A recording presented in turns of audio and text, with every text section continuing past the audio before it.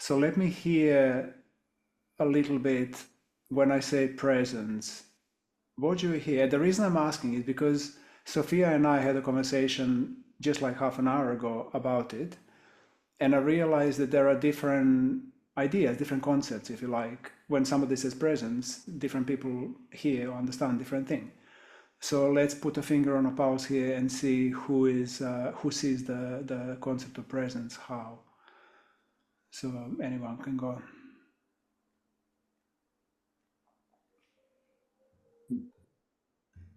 I can go. Yeah, go for it. Uh, to me, presence is right here, right now.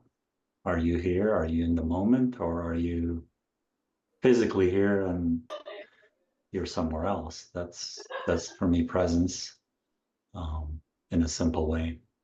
Okay. Okay. Somebody else. Okay, I'll add to that. I mean, of course, it's what said Majid, but also for me, it's about presence, it's about focus, attention as well. Being present in the moment, of course, being present with somebody. You're listening, when you're talking to them, you're present, you have your focus and attention on them. Present in the moment, present for a client. If you're giving session, you're present for them, your focus and attention is on them, you're sending energy to them or wrapping them in an energy bubble, however to see it. Okay. Quint, you wanted to say something? I think presence for me is being connected and aware of my body and my mind and connected to the earth and the environment and to spirit. Okay. Anyone else? Yeah, I think stopping the time. Stop the time. Stop the clock. Mm-hmm. That's one thing I learned when I was there. Stop the time. Okay. Anyone else? Presence. To me, I think presence is like connection to another or to myself, my body, what is here. Like connection is key. Okay. Anyone else? Any other idea? Presence. For me, it's mostly about the object of awareness, like the focus. Where's the object of my awareness? I'm present when my focus is not in the past or the present or thoughts or something. It's in my direct experience. So you mean like present to something or to Yeah. someone? Okay. Yeah, versus being absent. Okay. Okay. Presence being versus absent. Okay. Okay. Cool. Any more?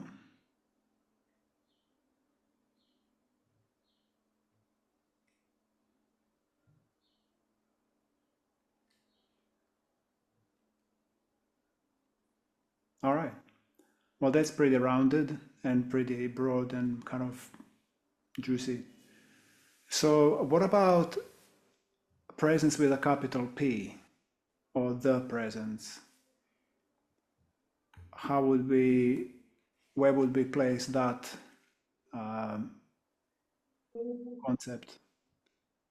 How would you see that? What you hear, like if you see it written or if somebody says the presence, how would you deal with that?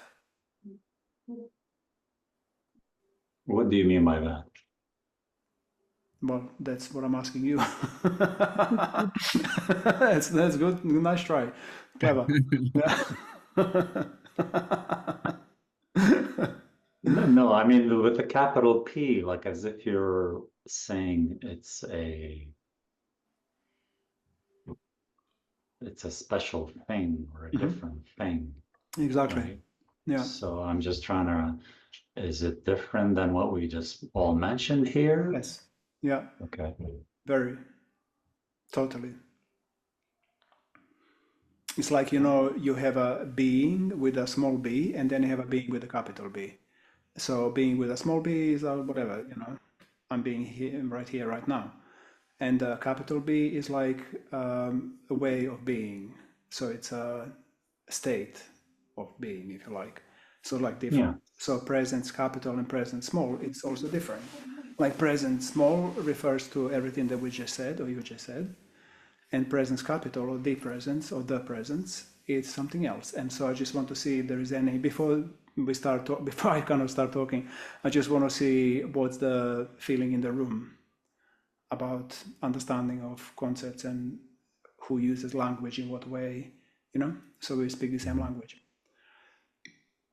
So maybe in a different way, it's like being intimately in consciousness.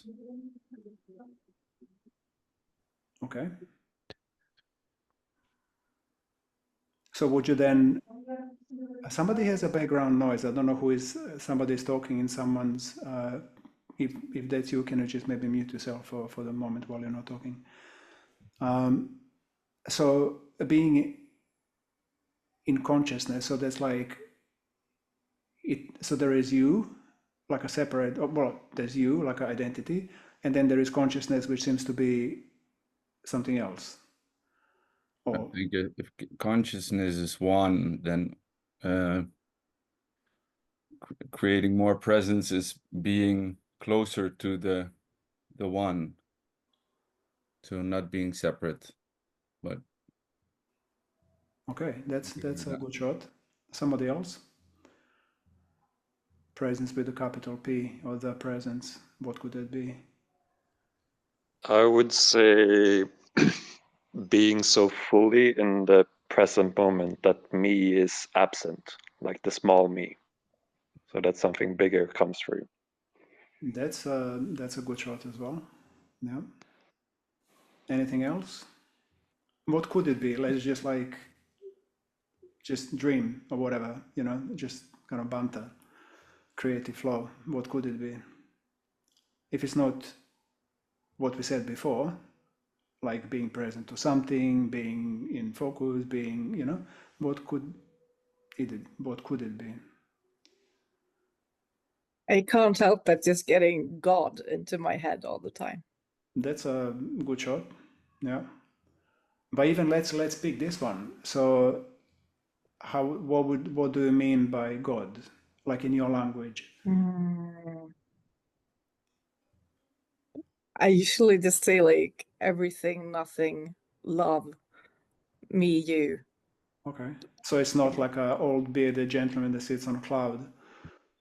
No, it's Just asking. us and everything and nothing. Cool. Somebody else, what else could there be, like the capital P presence? I'd say, I mean, it's a different word for God. It's, you know, or words for God. There's many ways to say it, you know, but everything that is, and everything that isn't. Yeah. Yeah, that's also a good shot. Yeah. Kind of dissolved in the everything in the space with a thing and be with it. Like you kind of yourself disappear. It's like what we're getting here. There's like a me with a small m and a me with a big M. It's like a small Dan, big Dan type idea. Cool. Any more? Let's kind of dig into even deeper, or more like describe it more. It sounds to me like you're going beyond yourself That's a good to shot. include the capital P presence. But it's an interesting one when you say going beyond yourself. Like, who is yourself? Like, you see what I mean? Like, where Going beyond the, your ego structure, going beyond what you think is just me and what's the other. It implies a higher level of awareness. than just awareness of yourself and your own presence and so on. It's interesting conversation, because that begs the question that if that's true, all of this what we said with a capital P, so that means that me then, little me, might not actually be in presence with a capital P, might actually be like a different existence, almost like different, because the real question we're going to go into is like, am I really present, and am I connected to the presence? And how do I, in order to be connected to something, first I need to identify somehow, not necessarily quantify it and know exactly what it is, but I need to know that there is something like other than me, because otherwise it's not possible to like go there if there is way to go. So this is the conversation is not going to go into. So when I talk about the presence, it is God, it is everything, it's the great central sun, it's the existence itself, it's absolutely everything there is. So of course I'm part of it, I mean everything is part of it, but am I conscious of it? And what would I be like if I was conscious of it, or what would I be like if I wasn't conscious of it? What kind of life would I have? How would I behave? What would I do in life? And most importantly, I guess, why I would do things, why I would do what I do. That would be like the driving question. Why do I do stuff? Where am I coming from when I'm doing stuff? Am I coming from? So this is the conversation that I'd like to kind of dig a little deeper. So let's kind of hear it. I don't know, like take anything that you do in life, literally any action that you've done, let's say today, just to keep it fresh. And then let's talk about why did you do it? What was the motivating force behind you doing that? What could there be? What possible motivating forces could there be as an option? Like how many options do we have? You know? So let's hear it. Hey, David.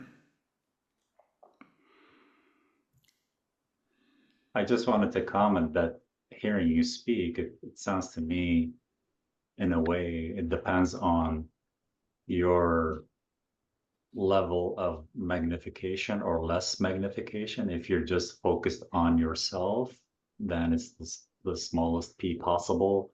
If you're zooming out, you know, you're getting closer to the bigger p in a way.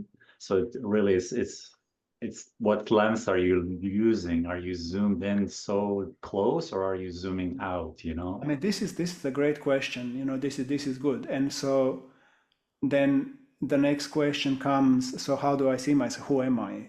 Am I this body? Am I this mind, body, emotion? Or is there something more to me? Like this is, I think, you know, even theoretically, we definitely all know the answer. We're all God. Like, I mean, people in this group, none of us are young souls. We've been here before, like many, many times. So we know the answer. But are we living it? That's where we're going with this. And how to, so the question is, as you say,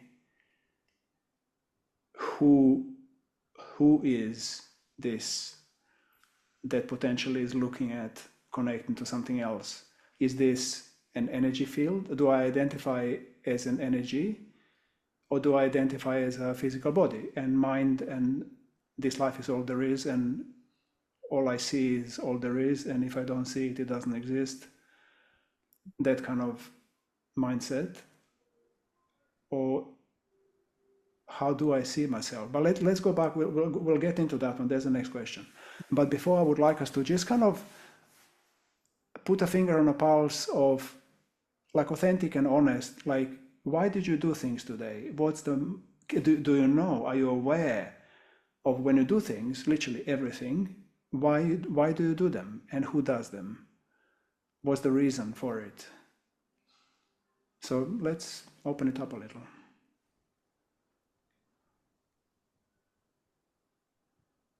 It's interesting you asked this question because I've been doing a self-inquiry about action and activity.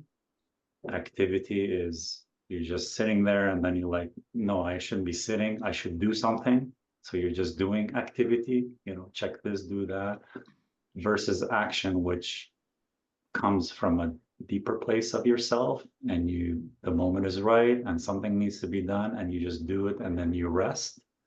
Whereas activity is, I can't allow myself to just rest, I have to be doing something. So it's that struggle of what is it? Is it just an activity for sake of filling up time? Or is it something that is coming from a deeper place in myself? Even this is, I would have a bone to pick with this one, because one part, of course, like if I'm unconscious and it's just like, I just need to do something because otherwise I go mad, that's one extreme. But then towards the other extreme, the one that you presented, which is being more awake, it's still coming from me. I want to do. I am awake, so I need to do something.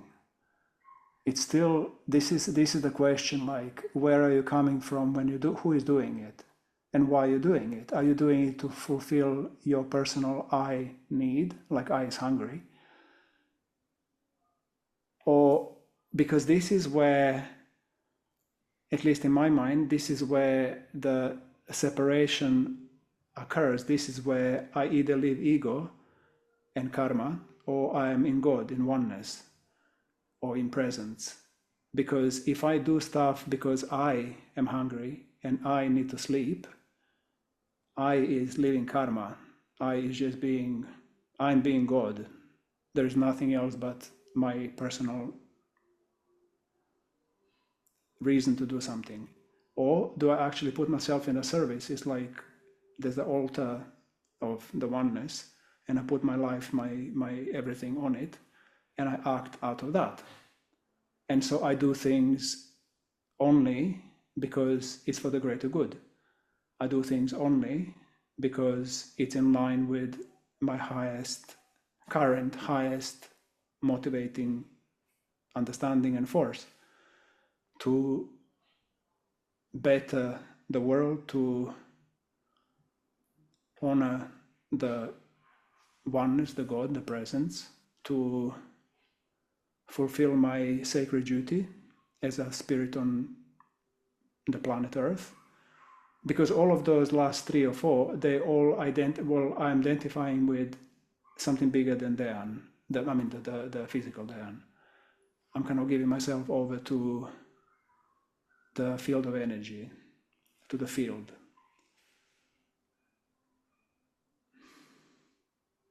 And it's an interesting one. The reason we're going into this direction, because my teacher, some time ago, a few months ago, she told me, actually when we were starting the Armor in Europe project, she told me, Dan, be very careful with it. Be very careful what you're creating and why you're doing it. Because if you create it out of your little Dan and ego, because I want to create,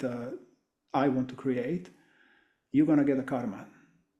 Anything that's not in line with I am presence, you're going to suffer. I'm not suffer, but I'm going to pay the consequence, because it's action reaction. It's simple. There's no other way.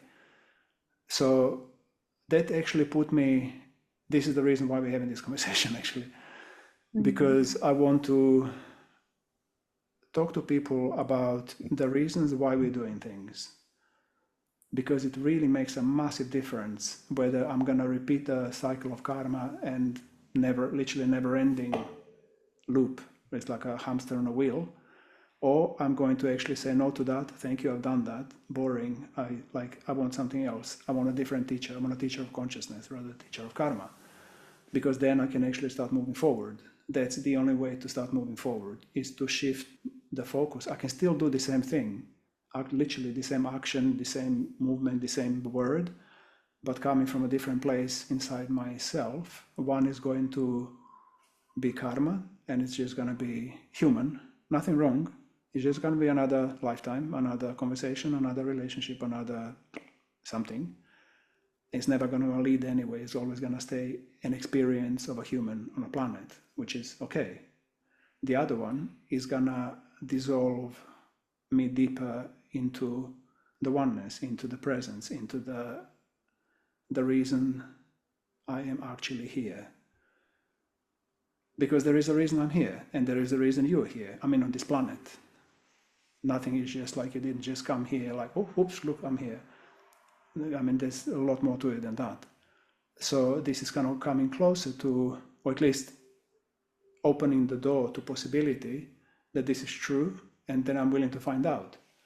Because it's greater, it's more fulfilling, and yeah, ultimately more fulfilling. It makes a lot more sense.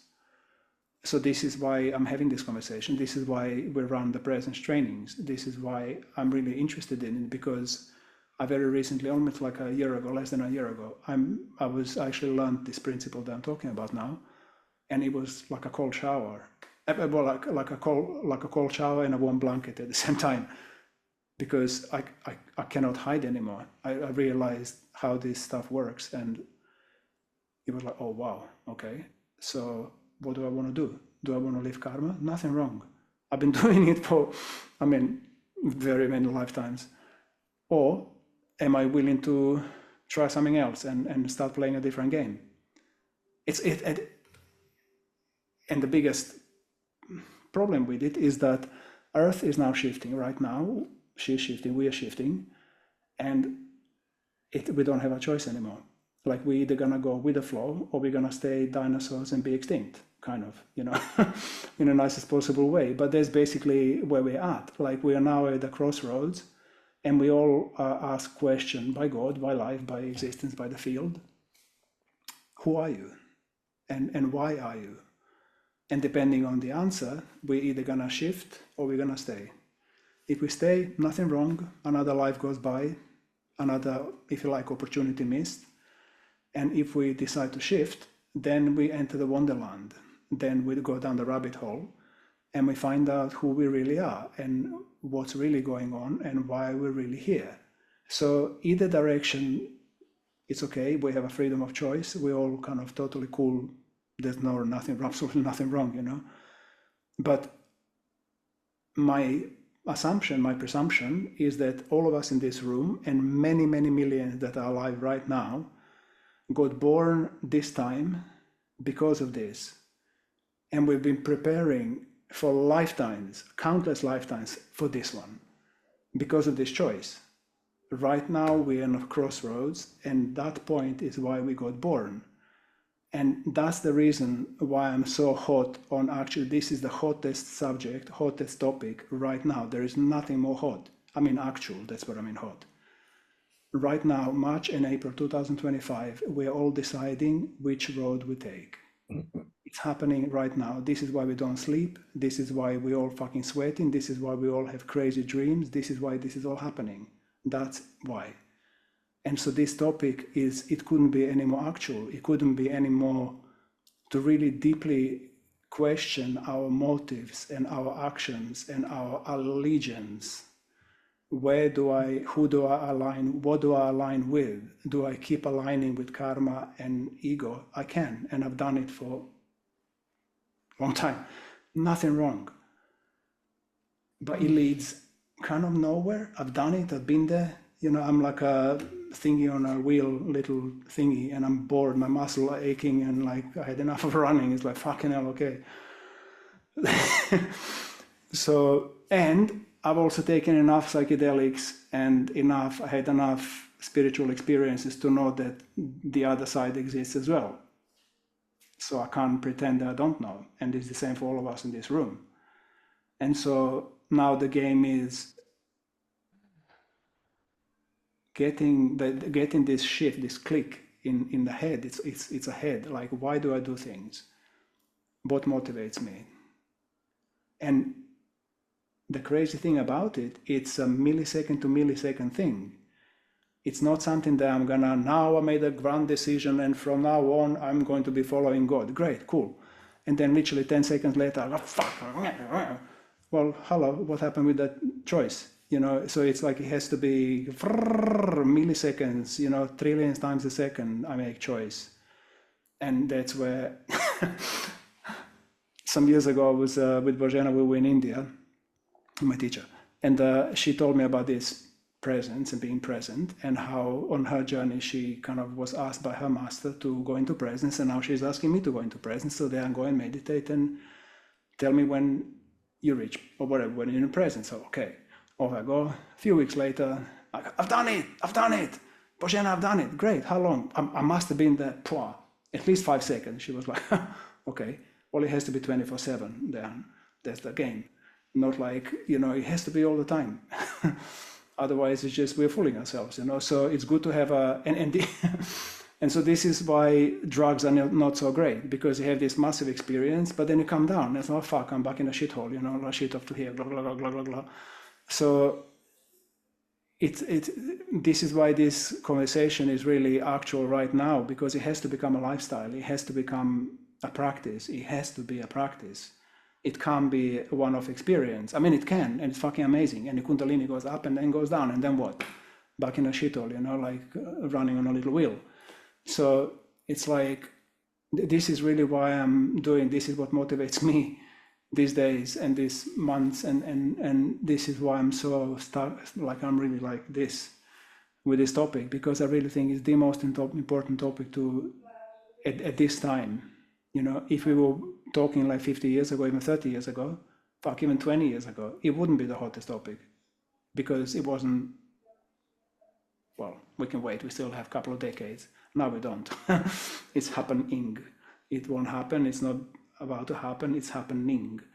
So for that reason, yeah, I'm really, like, every fiber of my being is conscious that I really, that's the only thing I want to talk about. So let's talk about it.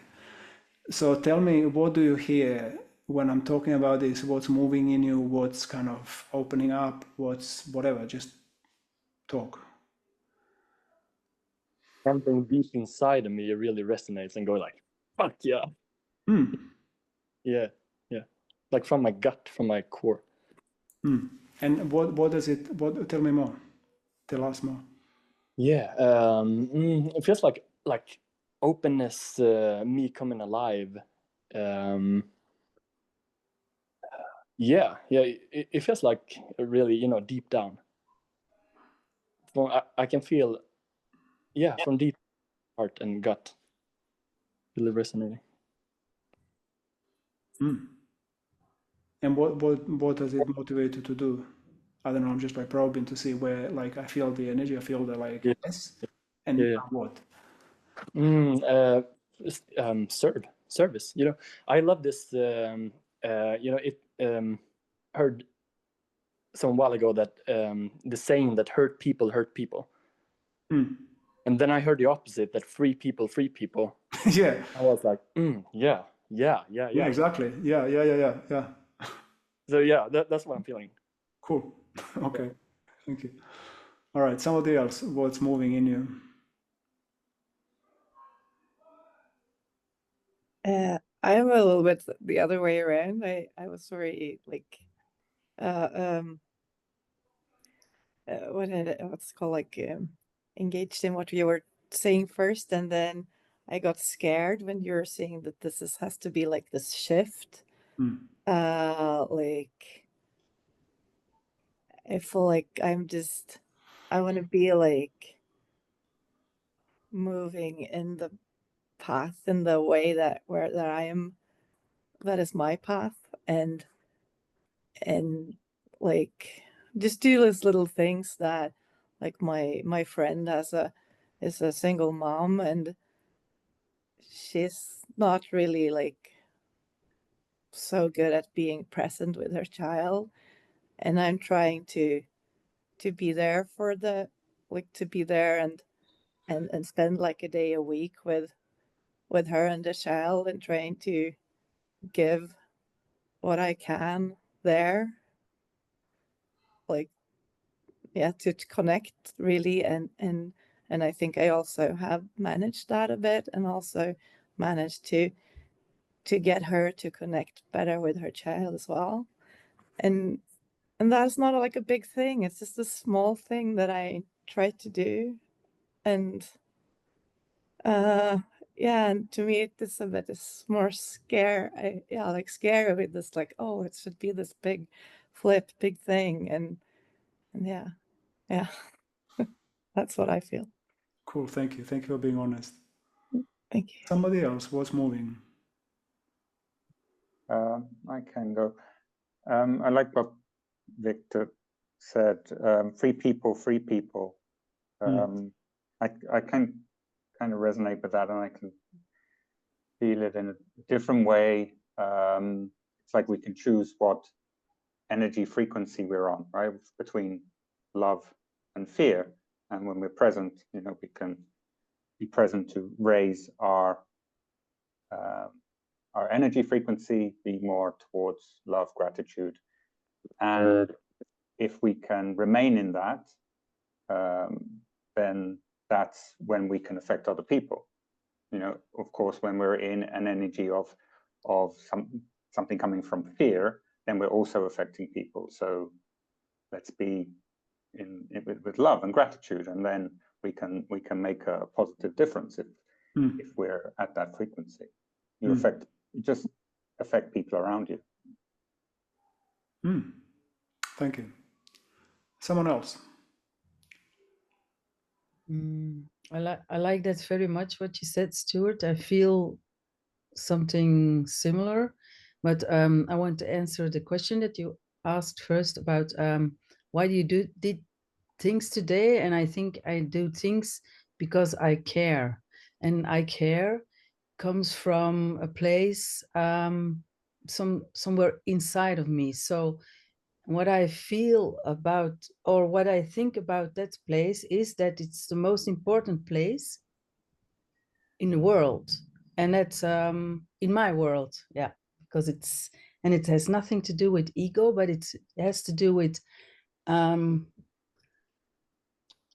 maybe it's even attitude. How am I with my body here right now? Yeah, what's my attitude around that? So, and when I feel into that specific thing, so in this question, then I can radiate that. Then I can radiate what's there. And I don't know all the time what it is, but I know in general how I am. So, and maybe it's the word self-care that comes up also, but care is going out. So that's what I feel. Presence, yeah, how I can define presence. I mean, let's narrow it down, because I know you a little bit. Yeah. So from which part of yourself is this care energy coming from? From which part of myself is this care energy coming from? It's from it's from a desire to connect. No, I mean, actually, which part of your body? Oh, which part of my body? It's from my heart. Yeah. It's really from my heart. Yeah, so we can also call it love. With love, yes. Yes. So, and then I go into the loop between the I care and I can give, but I also feel that I can receive, and that I'm still, that I don't give myself empty. I did that thousands of times, but I'm so careful now, and I can feel this loop happening, so I don't get empty anymore. Or before I get empty, I just say, stop, it's enough. I'm gonna take care of myself. So it has a lot to do with me, with my body, with the physical thing that is sitting here right now with you guys in my room, in my house. That's it. Thank you. Thank you. Somebody else, what's moving? What are you present to? For me, I really resonate with this like shift, the idea of this shift happening right now. That's basically what turned me towards spirituality and inner work in the first place, was this feeling like before that I was kind of like trying to save the world in a sense in the external, and then coming to a point where I realized that that's not going to work. Like it needs to happen from within and then start spreading outwards basically. And I think to respond to the first question about like why we do the things that we do, a lot of time my actions kind of stem from some degree of like personal gain basically, and ego driven in a sense. And today, like one thing that came up for me was like a brother in the community where I'm at right now reached out for someone to hold space for him because he was in a lot of confusion and suffering basically. And like it was so easy to kind of respond straight away, and it wasn't coming from a place of like personal gain or anything. It was just like being in service basically. And the funny thing is, like when I'm actually acting from that place, that was the most rewarding thing that I did today, was to hold space for him. So it's like this how would you backwards thing. describe the reward? I hear you, but how would you describe the, yeah? Like it's just like pure joy. Like it's like really feeling like filled from the heart basically, of just being able to do something for someone else, and there's nothing that he needs to do in return.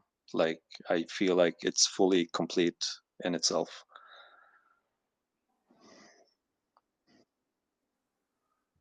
It's like a very peaceful place, isn't it? Like Yeah. very fulfilling. Yeah, cool. Thank you. So anyone else? What's kind of brewing?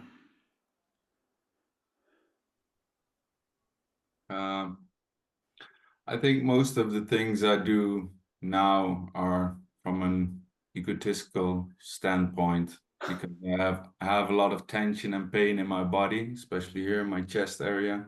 It's closed down. I feel like it has to open up, and I can feel like the joyful ecstasy underneath there. And I'm looking for a way to open that. And I think that service is on the other end. That I stop suffering, and then I am free to give myself.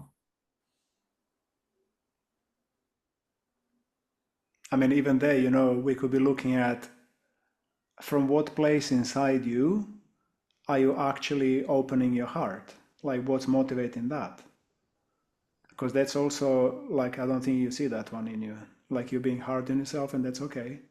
But look at that one. What do you see? Yeah, I want to help. Yeah, yeah. I don't know. So like even your selfish desire is driven by love, by service. Well, it is. Yeah, but first it's just the pain that's driving me towards all these kind of modalities to see how I can free myself up. But the farther I go in, the more shit comes up, and it seems like it's Never almost ending. like never ending or something. Join the It's like club. the more where I become, the more pain I can feel in my body, and it's like, when does it? Yeah. Like it feels like I'm gonna burst into joy one of these days, or I'm gonna suffocate in the birthing canal. Something like that. And you're gonna be born with an elongated head, you know? Yeah. Cool. Anybody else? What's brewing inside you? For me, just listening to you, Dan, and I could be wrong, but I got this sense of urgency in you, that we need to turn our attention towards us. Am I right?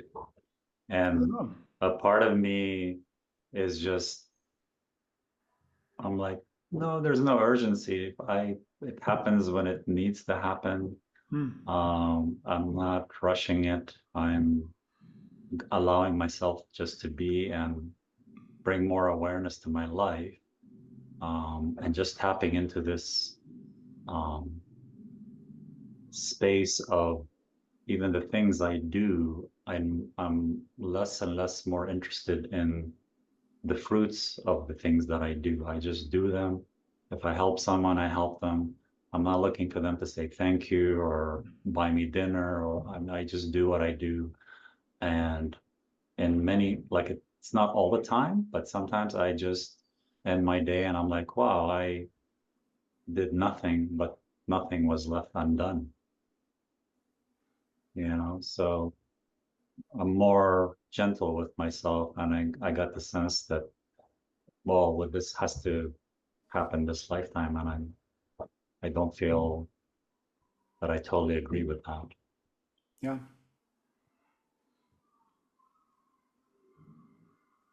Anyone else was brewing inside you?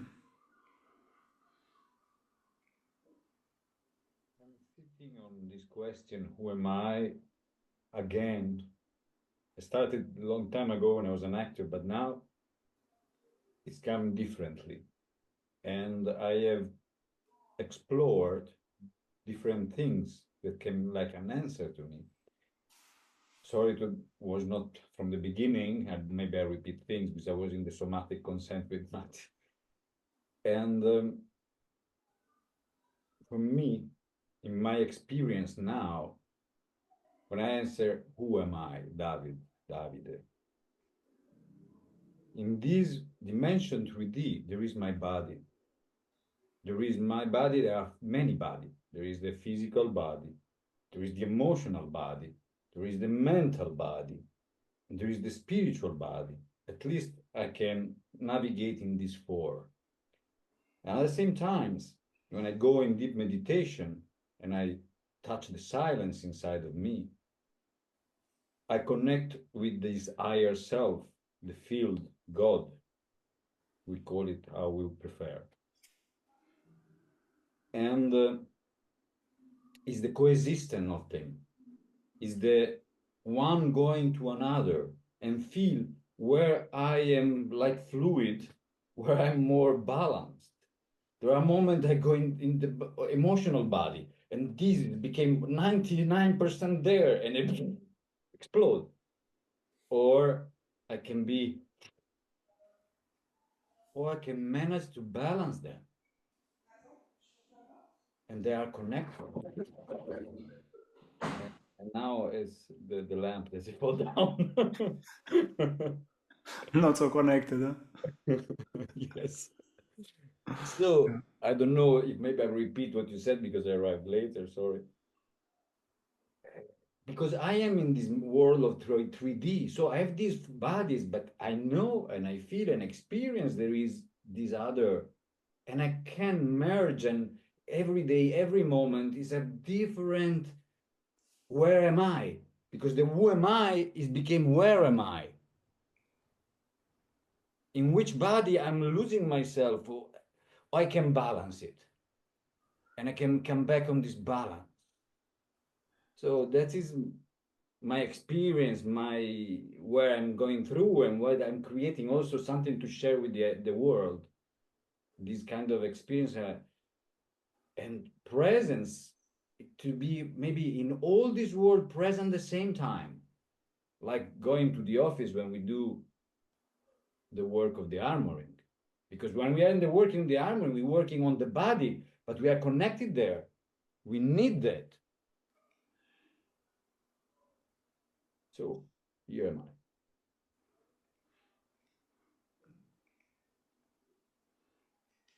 Thank you. Anyone else?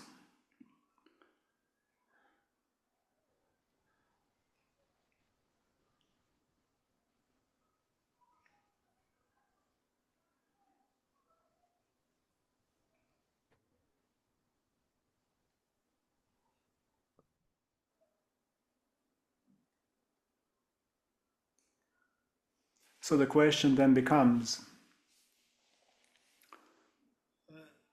do I need the presence? Like Maidi, you kind of touched on it. Do I need, like, is it necessary? Is it like requirement? Is it like good? Is it beneficial? Is it not?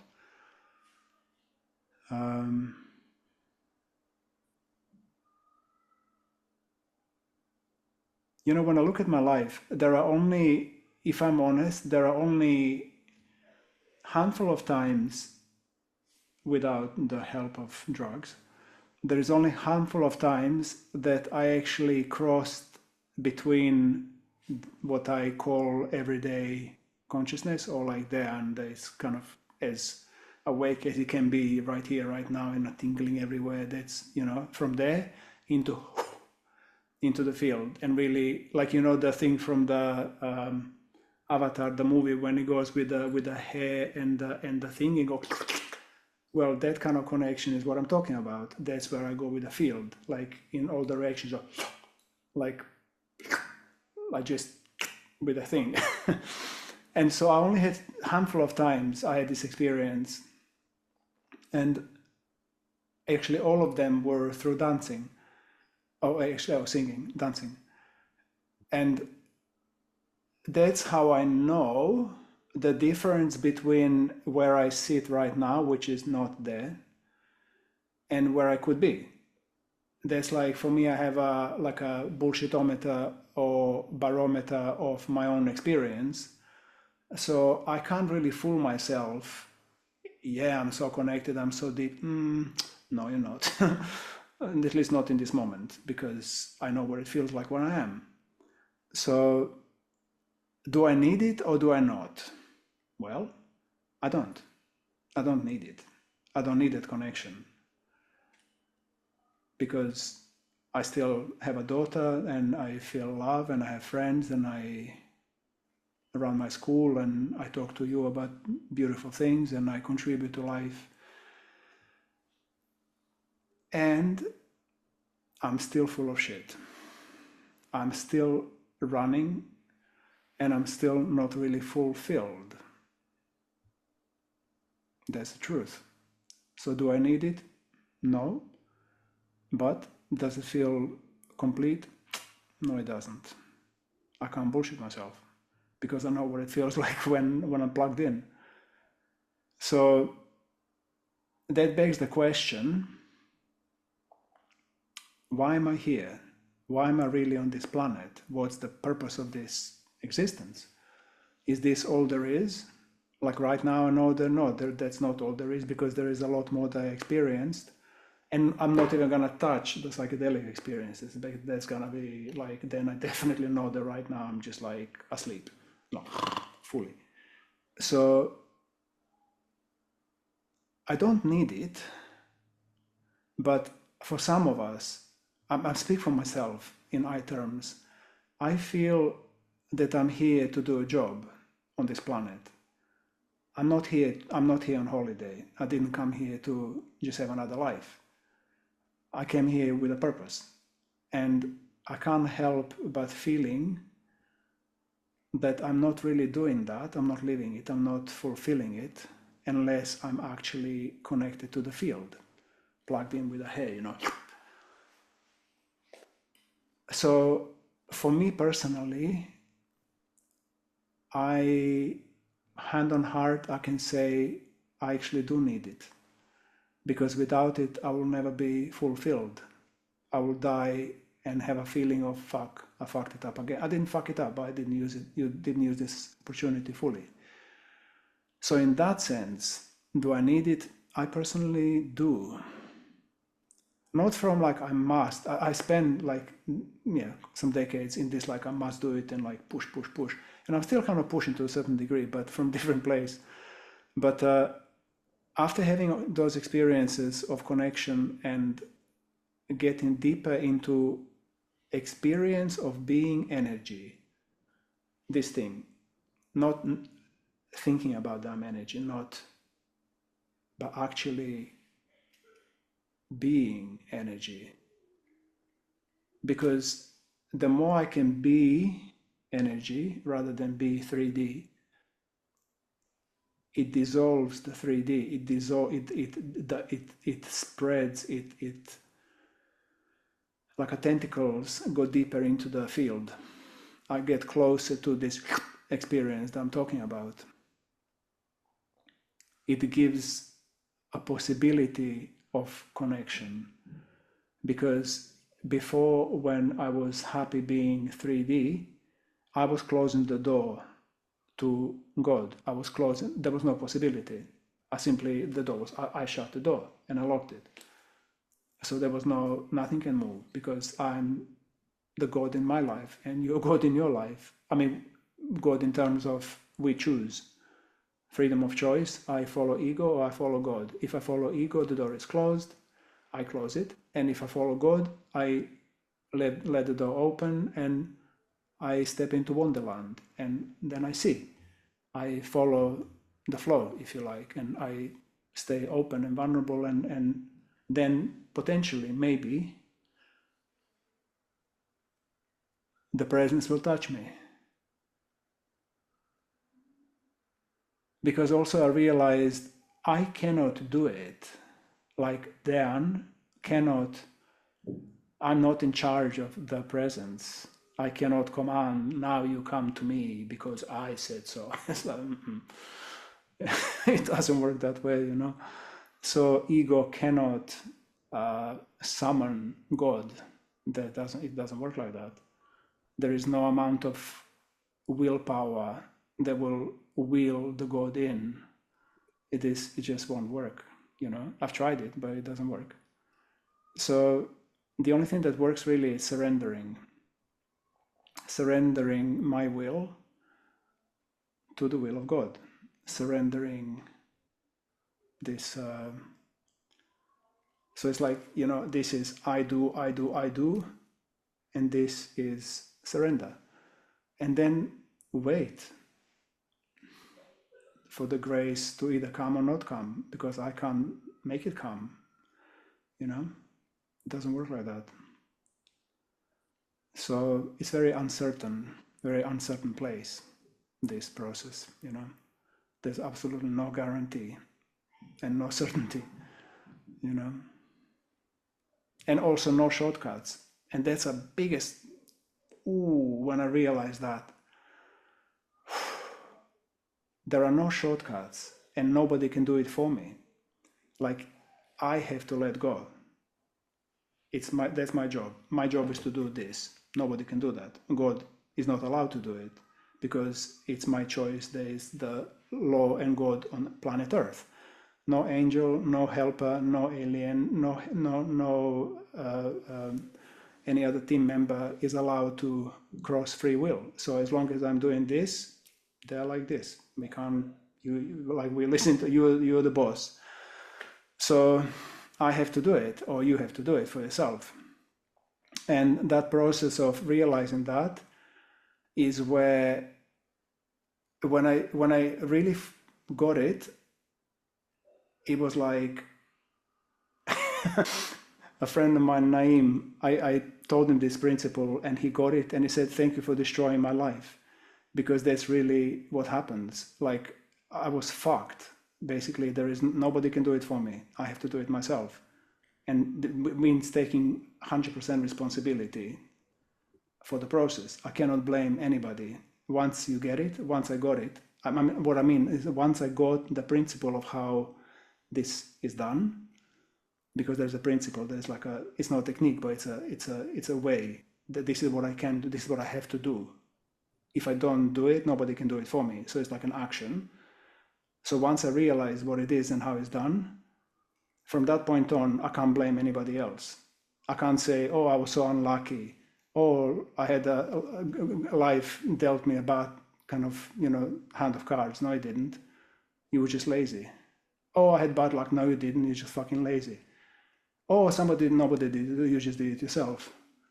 Like, from that point on, no blame, for no pointy fingers, doesn't work. And so in that sense, it's destroying your life, because you can't blame anybody else. But on the other hand, it gave me a path, it gave me a road, it gave me things that I can do, that things that are in my control, if you like, my domain, things that I can actually do to help myself, help the process.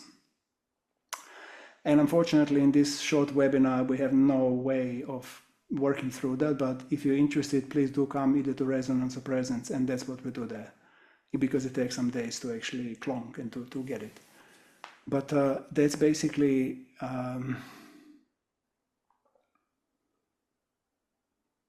so yeah, what you hear about this thing, do I need it or do I not? Do I need presence or do I not? Am I okay without it? Or I really am interested, curious to hear your kind of, you heard me, and that's just my path. That's my way, you know. By no means is anybody else's. So I'm just curious. I'd like to add to what you were saying. I mean, it's my experience recently is it's like a realization. It's basically like manifestation, you know, a realization that our choice is in our manifestation of thoughts. We, you know, I used to think that manifestation, okay, I get up in the morning, I need to do 5 Hail Marys and manifest a parking space and, you know, love and whatever we think of manifesting in that period of time, and it will come at some point in the future. You know, my realization recently is that we cannot not manifest. We are manifesting all the time, constantly. 24/7. Yeah, so it was like a big holy fuck, you know, like, and I can see everything in my life now, where I am now is, yeah, I did it all. You're doing so do I need presence? I mean, I think I can also not be God, you know, be a God. We're just a contracted form. You know? So we're manifestors, you know, we're manifesting life, and we can manifest. There's no good or bad, so we just manifest. You know, that's it. We create, and that's our experience will be what we create. And, it's a big shift. Someone else. There is no return when you start to spread the awareness. It's very because you start to see that you think and it's manifesting in your body, is manifesting outside, like what Stuart was saying. And when you start to see that it's at the same time, just you think, an energy is coming there, and then okay, I'm gonna release it and then go away. So that's also thanks to you. Make me my life more complicated in resonance, because when you start become aware and more aware, you are in the game and you cannot go back. I don't know it. Oh, it's happened to me. Oh, it's Yes, happened. you do. No. Yes, you do. You are doing. Fuck. And the game is becoming more complicated in a way, but also more simple. When you start this street, you cannot go back. And you can pretend for a while. I've tried it, I think 2 or 3 times in my life. I lasted like between a few months and a couple of years, and then it's like life gets so fucking shitty that I just have to go back. There's no yeah. So we are on these, and awareness, presence is what we need to drink in the morning, or meditate and become present. That way, it was just a way to say it. Thank you. Anyone else?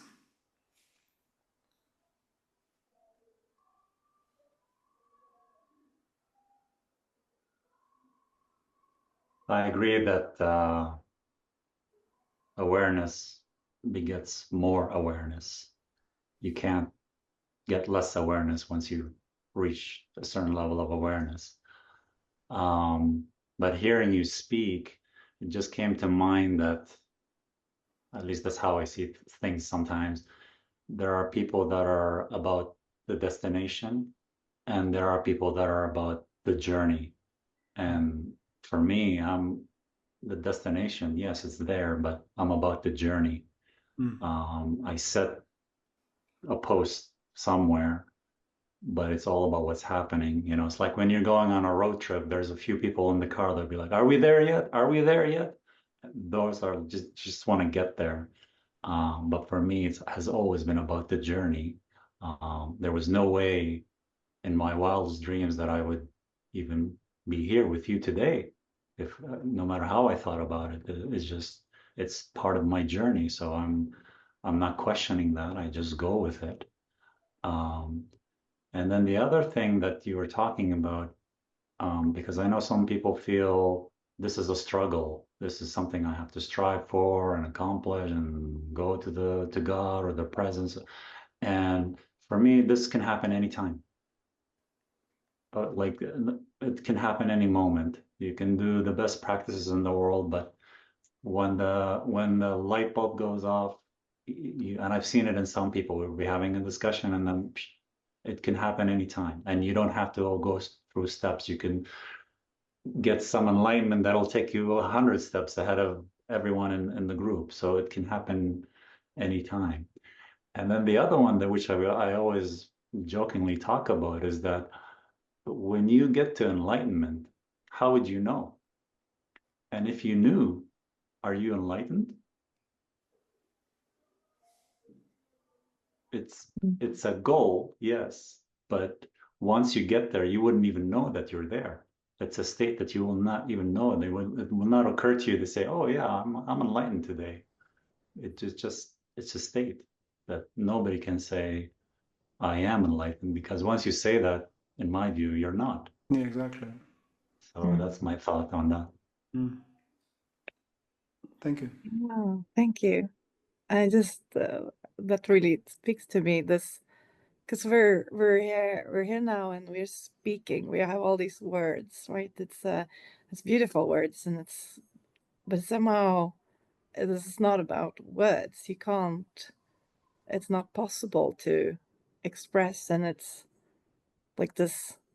You ask like, do we need it? But it is always there. It's just that we don't, and it's somehow I don't want to talk about it because the words are like destroying whatever this is that we're talking about. And yeah, we shouldn't talk about it because it's yeah, and just as you said, like if I say I'm enlightened, then I'm not enlightened because I can't. That is, yeah, it's not possible to talk about or say. And yeah, it's just we can't like get there or be there because it's already there. It's just have to see it or be it or be aware of, yeah, whatever words. Yeah. Yeah. And so I really thank you for this and letting me, I don't know. Thank you. Thank you. Someone else, what's present for you?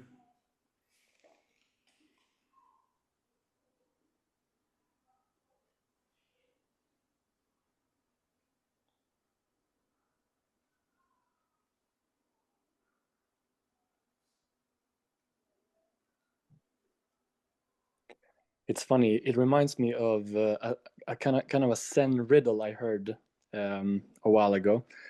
That two people came to a Buddha, and they asked, "We've heard about this thing called enlightenment. Do you know where we can find it, or where to go?" And the Buddha smiled gently and said, "What's that?" And they went away.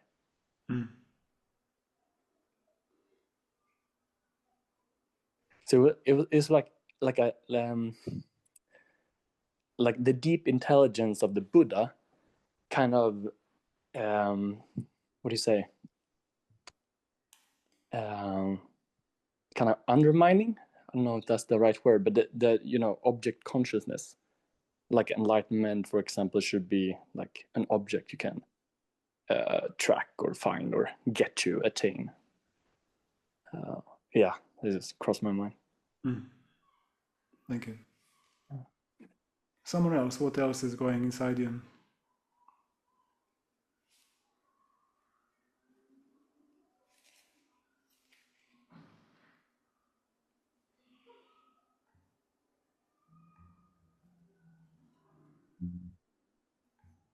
I don't know if I need presence because I don't know it, but I do know that I need some surrendering. So How do you know that?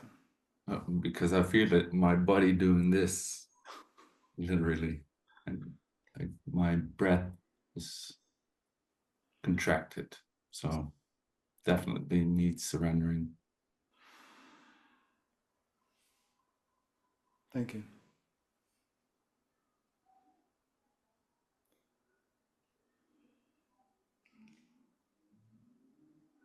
Someone else.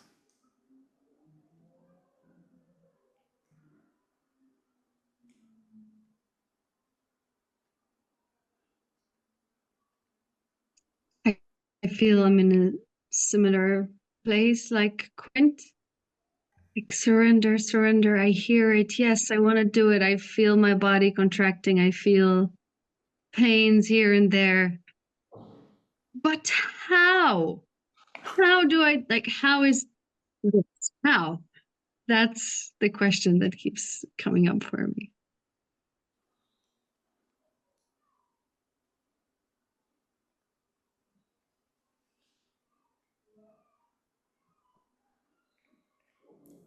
You know, the how is, I call it, for fun, we call it our office.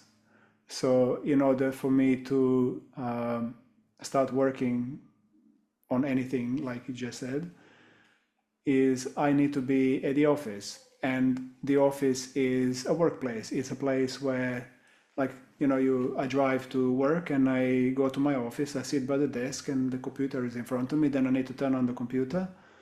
I need to pull my chair up. I need to grab a mouse and I need to start working. Then I can do my work. But if I come to the office, sit by the desk, take a mouse and start moving it without turning the computer on, nothing will happen, right? I can't do my work. And there's no point me complaining to my boss at the end of the month, oh, but I was sitting here 8 hours a day, I was working. No, you were not. You were just sitting with a closed computer. You did jack shit. You just wasted the time, right? Or equally, if I come to the office and I turn the computer on, but I cannot sit like this and don't touch a mouse, just stare at the screen, I'm not doing my work.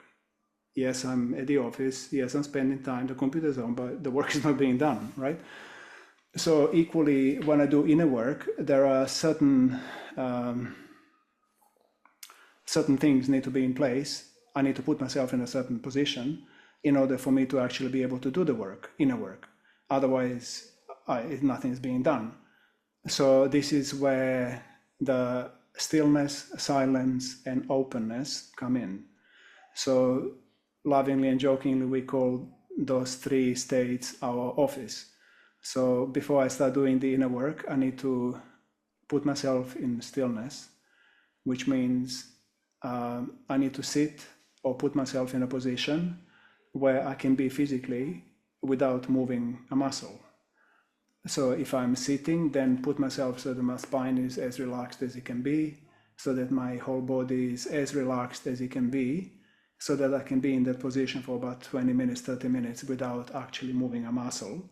Because if I start moving and shifting, I won't be able to feel the finesse of energetic state. So that's like a first part of being in the office. The second part is being in silence.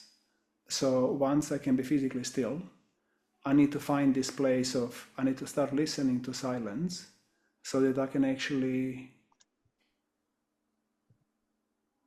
hear what the fuck is going on. So I need to be, silence also includes my thinking, like the thoughts are also voice in my head. So that's the second part of the office. I need to find the silence and sit in it as deeply as I can. And then I need to be in the openness of the mind. So that's a space of expansive open spaciousness inside my head, so that I don't feel like closed and like there's no space to move, and So this is what we call our office. So in order for me to start feeling and working with my energetic self, that's where I need to be. Without it, there is absolutely no way on earth I can sense the finesse of what I'm about to do. So that's like, try that. I mean, there is obviously a little bit more to it than that, and there is no end to that process. So every time I sit to do anything like Ina, that's where I need to go. And so I've been practicing this for a few years. I also did it when my teacher showed me this. She showed me this maybe 7-8 years ago. I was doing it for 3 years. And then I came to her only to realize I was completely doing it the wrong way. So I wasted 3 years. So actually I was going to the office, sitting by the chair, turning the computer and not taking a mouse. So nothing got done for 3 years. So there is a right way and a wrong way of doing it. It's not just like, there's a little bit to actually learn about that. But once you do, and that practice goes deeper, deeper, deeper, deeper, like I go deeper into stillness, I go deeper into silence, I go deeper into spaciousness, that really is the mother of this alpha and omega of inner work. That's where I start recognizing and identifying myself as energy rather than physicality. That's where I start giving myself an opportunity to actually get myself, to get intimate with myself. And it's in that place where all the meditations take place. It's in that place where I connect with my breath. It's from that place where I look at my ego. It's from that place that I look at the meridians and the whole energy system. It's from that place that I create. It's from that place that I offer myself to Goddess and to God and put myself on the altar. Because if I'm not there, then I'm simply not there. They cannot hear me, I cannot hear them. It's just, I'm not in the office, I'm not doing the work, So that, I hope this helps you. I mean, I know you're in Jordan, but like, come to Presence in June if you can in Spain. This is where we do at depth. Yeah, and for everybody else, Or if you can't make it in June, then come to Resonance in September. Because this process really does take some time to ground. I told you this in 5 minutes, but that's close to useless. So, but there is basically, like, go and do Vipassana for everybody, go and sit Vipassana. Vipassana, that's Alpha and Omega, that's basically there you go into stillness and you practice being still, like not moving a muscle, because you really have to be in that space. So Vipassana is a really, really amazing practice to get you into that space. So that really helps. Yeah, that's as much as I can tell you for now. May I ask a question? Yeah. So early in the beginning, you said something like that when you have like found it or felt it or been in there, it's been through dancing, right? Yeah. So what is that like? That is both like movement and sound, right? Like, or not stillness and silence. And then, so what is? Can you explain like what is? How can you find it there? But then you're talking about office. So this happened actually in biodanza. I was studying biodanza, and in my schooling, twice it happened in my schooling, that there is a dance called air dance. Air dance is very slow, super slow. And you're just breathing, very, very, like getting in touch with breath. And so it was in that stillness, there's a very, very still, it's not like dancing, la, la, la, la, la, la. It's super slow and it's basically connecting with breath. And I managed to let go and surrender to that extent that I went through that whole, I found a crack in a matrix in the field. And I went through it. And then it was still, then I was once I was standing, and second time I fell on the floor and I was just like somewhere, not really here. So that's what happened then. And does that help you? Maybe. Yeah.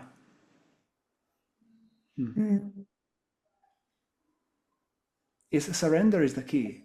Like really surrendering into the moment, surrendering into just surrendering, really letting go of control, surrendering to, yeah, or surrendering everything. So do you think that this office or this can be different for different people, or maybe I didn't for hear the beginning, sorry. Do I believe?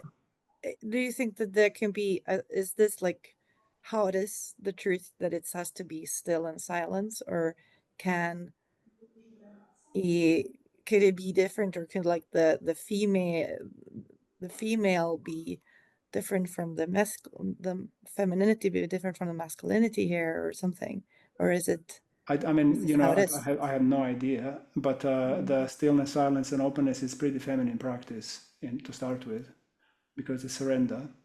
But you know, this is something that also I wanted to, when I think it was Victor that was sharing, I'm not really sure who, I didn't want to kind of share then, but basically it's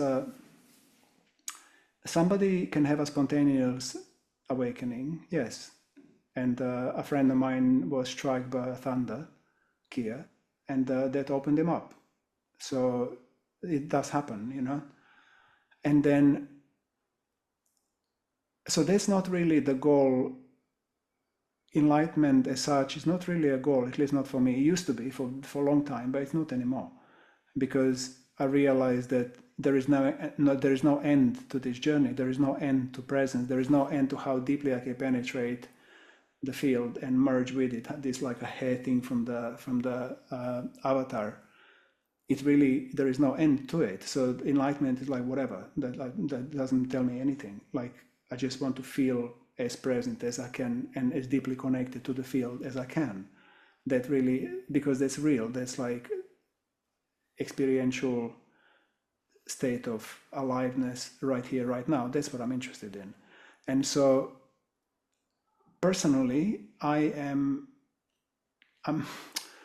almost said I'm a workhorse, but I am. You know, I believe in putting time into my craft, years and decades and lifetimes, and get really good at it.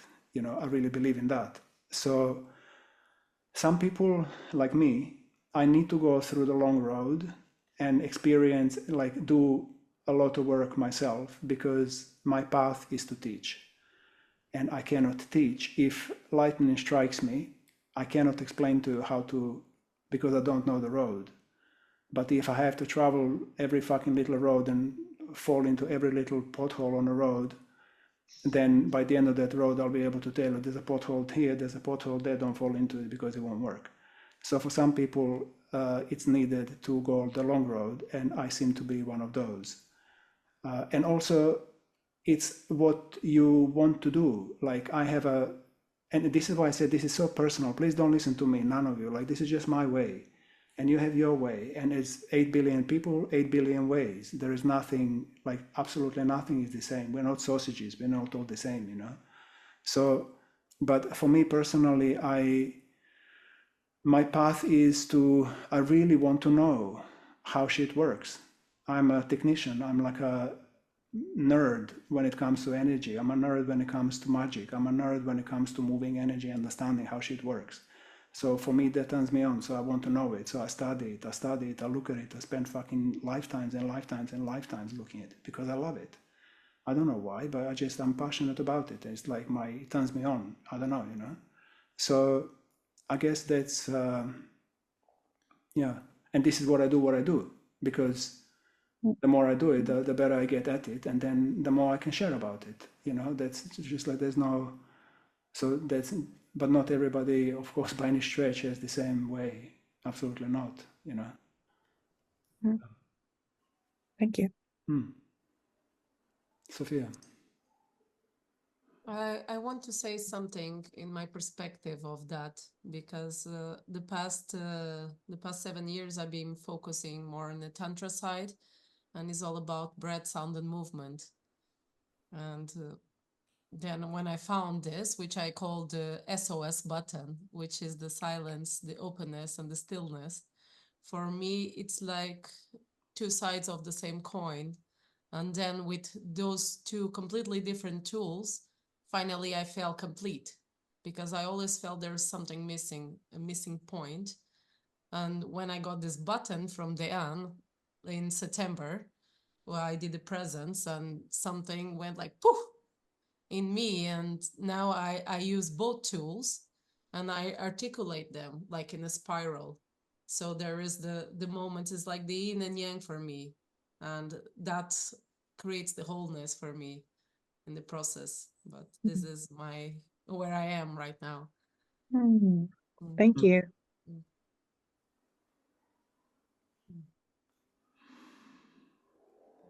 So some more sharings. Come on, we're kind of coming close to finishing this webinar. So let's have some more kind of either questions or thoughts or sharings or yes, Rima.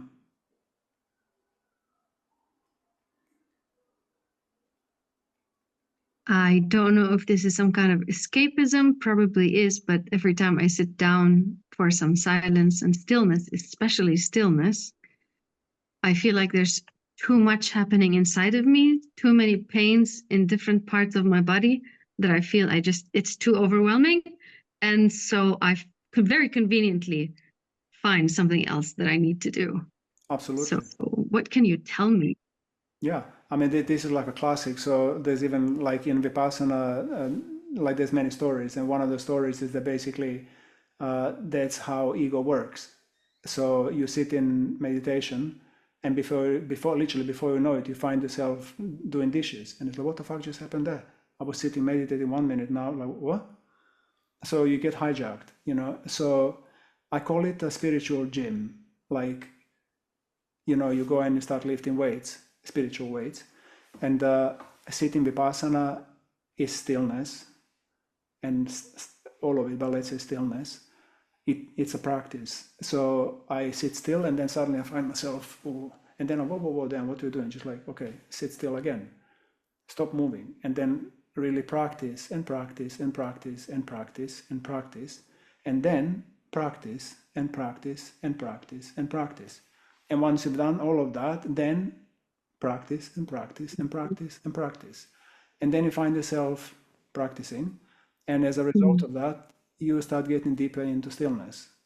And this is what I mean. There is no end to this game. There is never, it's always going to be, because really, if I could be so still, I would actually dissolve my physical body and merge with the field, and I would stop existing in a physical form.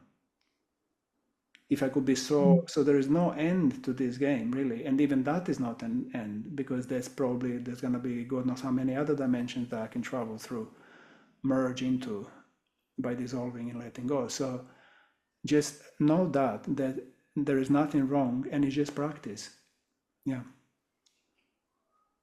But what to do with the physical pain? The physical pain is there even before I meditate. I have some health issues, so I don't know what to do. Like, should I focus on the pain or should I burn, focus away baby, from the burn. pain?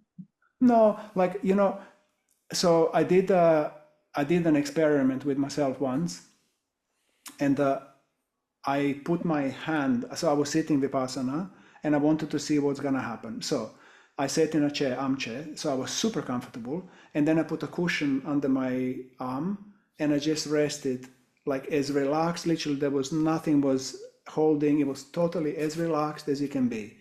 And I just sat there without moving. After about half an hour, it started burning.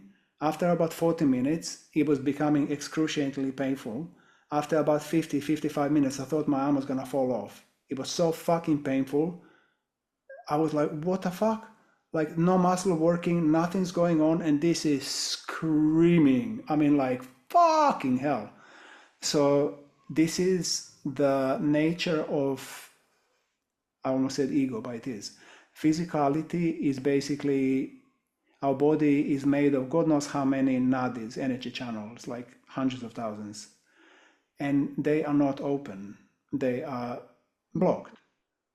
through a regular practice of denying the existence, denying the reality through lifetimes and lifetimes and lifetimes. And so once we actually start opening up, the first thing that happens is that the energy Kundalini, the life force, starts pushing into the energy channels, into the vessel.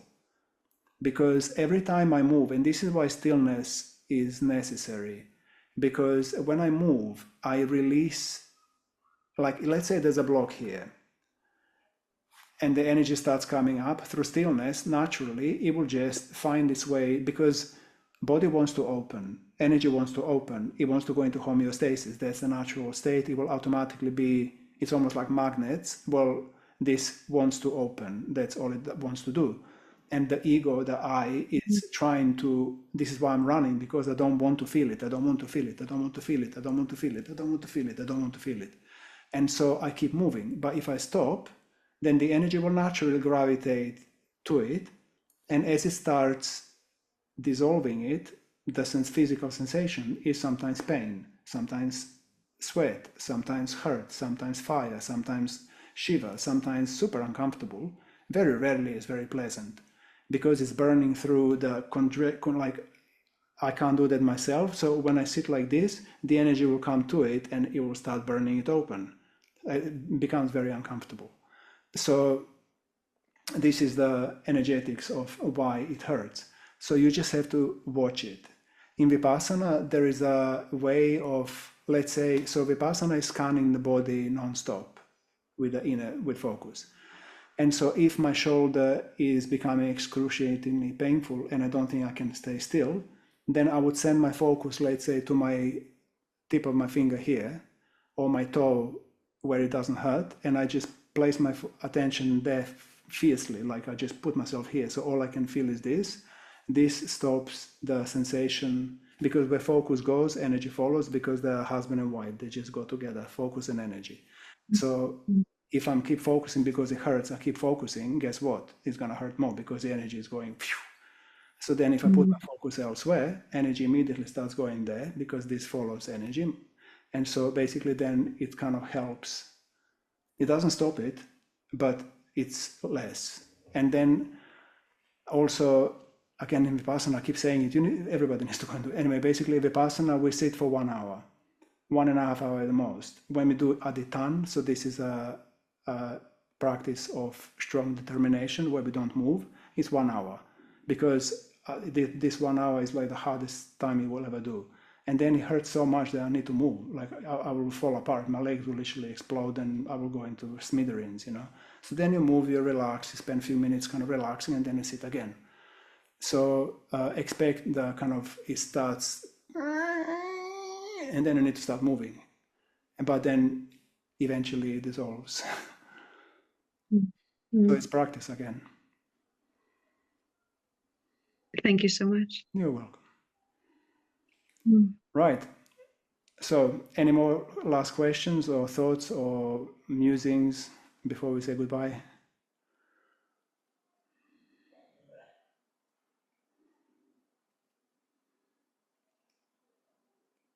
Okay.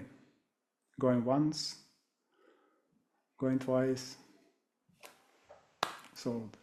So thank you so much for being here. I hope you found it useful. It was amazing to see you all, and real pleasure to spend some time with you here. As I said, if you're interested in coming to Presence in June, you're very, very welcome. You're super welcome. It's designed for this time, for this kind of shit that is happening. It's good. So financially, if you can't make it, let's talk about it. Let's give you whatever. I trust all of you here. So pay whenever you can, whatever. Don't let that stop you coming if you want to come. So get in touch. And if you want to get in touch, whatever, Quinn, please get in touch. Let's kind of chat. And all of you, I hope to see you at some point soon, somewhere else.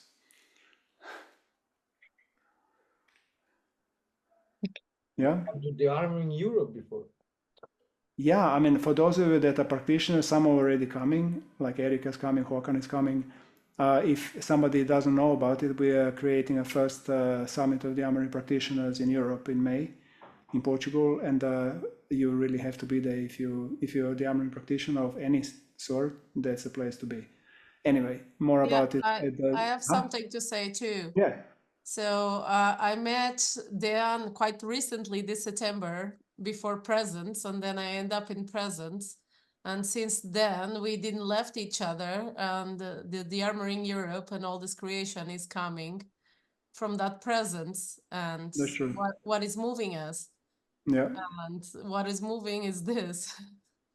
So this is what I've been moving for the past 6 months since I got to the first time I experienced the state of presence. It's like, fuck. Yeah, it's intense. It's not for everybody. I mean, it's not, it's like it's the hardest one actually to do. Like it's really fucking intense. But and life-changing, incredible. Like we've seen things that I've personally never seen in my life. It was just like out of this world, really. So it's very, very special. Yeah. But not for everybody. Definitely. Which one is this one? Now I'm super curious. Which one is Say this what? one? I can't hear. What did you say? I didn't hear it. What? Which one is this one? The one you're The talking about presence. now? Presence. Oh yeah. Okay, Yeah. fantastic. Yeah. Thank you.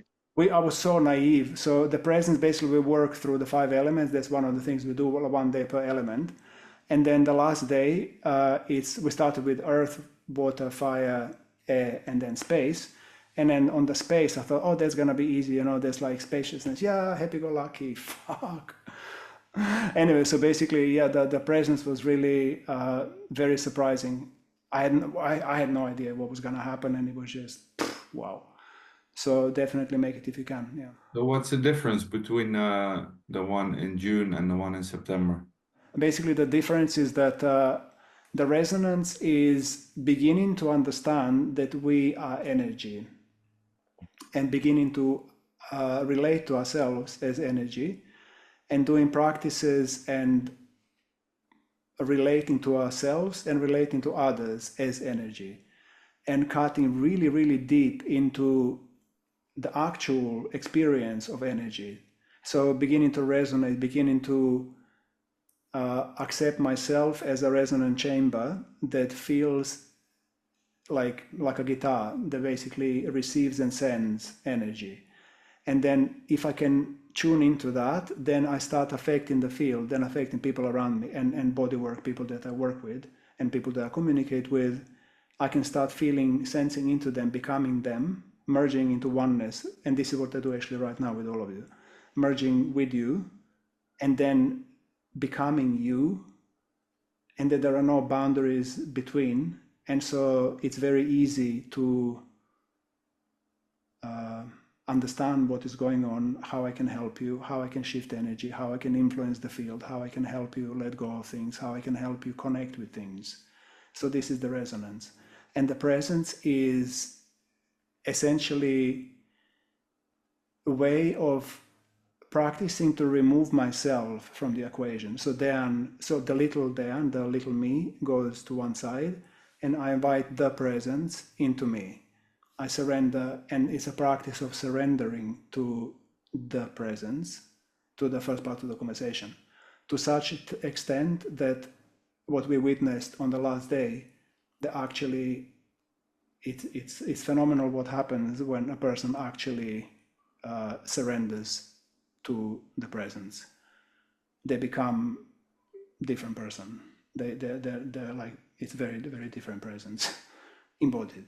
So both are designed, because when we work with people in any kind of modality of work, when we work as body workers, when we work as therapists, when we work as ice cream sellers, the presence is, if I can remove myself from this equation and allow the presence to work through me, I'm infinitely more useful to you, because I am not doing it. I'm just a vessel. I'm just a messenger for the energies to come through. And the deeper I can surrender, and also then there is much more to it, but the deeper I can surrender, the vocabulary gets richer of the energies that come through me, and the way I can connect with you and affect the field and produce changes in the field wherever I am. Unspoken, this is not no words. And in presence, very often we're in deep silence, actually, like zip it and don't talk. Because again, talking, you would go into the head and you become shallow. So we need to go deeper, deeper, deeper, deeper, deeper through silence. So it's a very, very beautiful journey, sacred journey of going deep within. So that's the difference. Thank you. Where is it in Spain? Deep in your... We just found a beautiful new home in Orjiva, which is at the foothill of Sierra Nevada, about 80 kilometers north of Malaga. So you can fly either to Granada or to Malaga. Very close to Granada, like 1 hour from Granada and 1 hour from Malaga. Or hour and a half from Malaga. Yeah. Close to me. Yeah. All right, Bravo. beautiful people. Let's say goodbye for now. Let's stay in touch. These webinars are going to be coming regular, so please do join us again for different topics. Yeah.